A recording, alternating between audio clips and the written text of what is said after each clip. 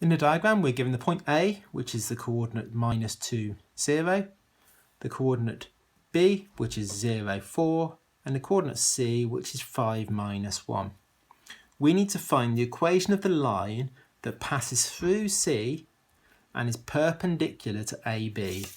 So we want the line, I'm just going to draw it roughly on here, that looks something like this. It's going through point C and is perpendicular, so at right angles to the line AB there.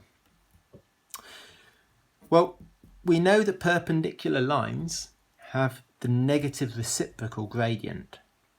So if I can work out the gradient of the line AB, then I can do negative reciprocal, and that will give me the gradient of the line that I want. So let's work out the gradient of line AB. So the gradient is the change in the y divided by the change in the x. So 4 take away 0. That's the change in the y coordinates here. The change in the x coordinates here will be 0 minus -2. So I've just done 4 take away 0 to get the change in the y, and I've done 0 take away -2 to get the change in the x, which is the same thing as 4 divided by 2, which is 2. So the gradient of this line is 2,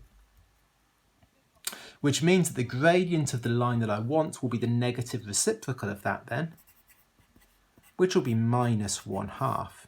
Remember, 2 is the same thing as 2 over 1. So if I do the reciprocal of that, I get 1 over 2, and then I make it negative for perpendicular. So I can now say that the line that I want is y equals -1/2 x plus something. And if it has to go through this point here, if I substitute that coordinate in here, that will allow me to work out what C is. So y is -1. Equals -1/2 times x, which is 5, -1/2 of 5 is -2.5. If I then add that 2.5 to the other side, -1 plus 2.5 will be 1.5. So C is 1.5.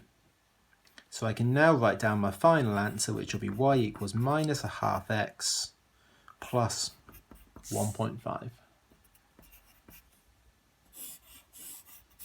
There we go.